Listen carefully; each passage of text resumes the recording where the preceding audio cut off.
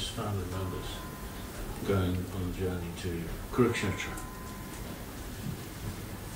And that chapter is in the Krishna book is entitled Lord Krishna and Balarama Meet the Inhabitants of Vrindavan. And it's right near the end of the pastimes of Krishna as described in the Srimad Bhagavatam.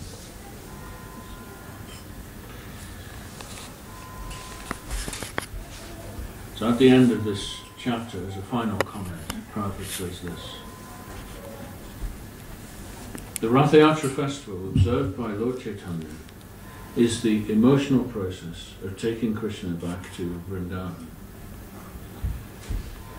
Srimati Radharani refused to go with Krishna to Dwarka to enjoy his company in the atmosphere of royal opulence, but wanted to enjoy his company in the original Vrindavan atmosphere.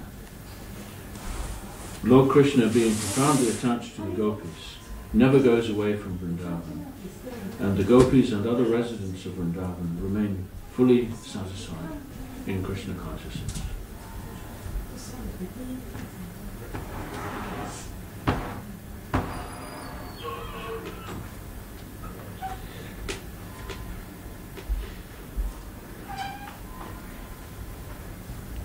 So Rath Yatra is such a wonderful occasion. And it was, as we're told, Srila Prabhupada mentioned, he was very attached to Rath Yatra as a young child. He celebrated his own Rath Yatra. By his determination, he got all his relatives to help make a little Rath Yatra car. And he got all of them involved in joining in. I'm not sure how old he was when this first started, but he was very small. Somebody did a lovely painting, which is in the Prabhupada Leela that somebody may have seen of Prabhupada. He looks like he might be 5 or 6 years old in that painting. Insisting on having Rath Yatra. So it's Rath Yatra of Lord Jagannath. Of course, all over India there are many of the big temples. They have long established Rath Yatras where the deities are taken out on special occasions, once a year or maybe more. But the Rath Yatra of Jagannath in particular has become an inseparable part of our Gaudiya Vaishnava tradition.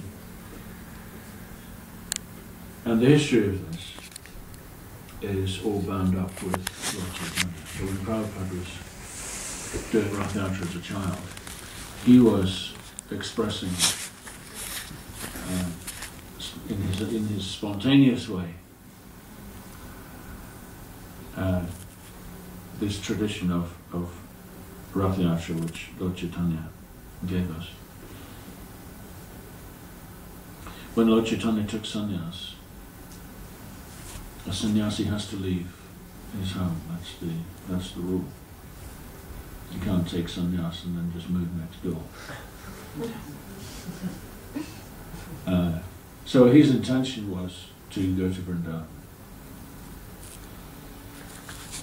In fact, he wanted to go to Vrindavan. Long before that, he was always thinking to go to Vrindavan. So when he took sannyas, he thought, now, clearly his intention was, now's my chance. I'm just going to leave all of this and go to Vrindavan. Which in one sense that is the mood that pervaded all of Lord Chaitanya's life. He just wanted to go to Vrindavan, and we were just reciting those beautiful prayers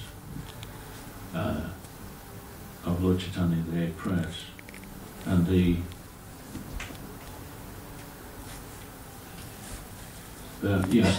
penultimate prayer, Yugayitam nimeshena chakshusha pravasaitam sunyayitam jagat sarvam govinda virahena me.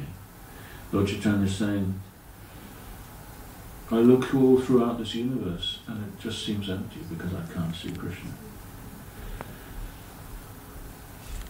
Lord Chaitanya never said, I can see Krishna, but he said, I can't see Krishna. And so this was his mood all through his life. He wanted to leave all this and go to Vrindavan. But in fact, it never really happened. It never materialized. He did go there briefly for a couple of weeks. Otherwise, he didn't go. And the main reason was that his mother, Mother Sachi, begged him, don't go so far away to Vrindavan. From Navadvip, Vrindavan, it's about 800 miles, I think. But if you just go, instead, you have to go somewhere away.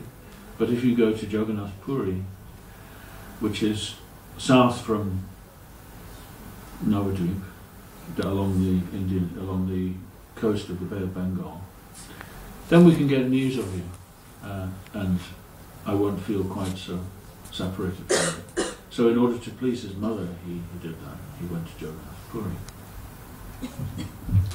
At that time, Jagannath Puri was the Bengal was under the rule of a Muslim leader, Nawab Hussain Shah, who was, as history recalls, he was a very powerful and extremely cruel military leader, conquered large parts of eastern India.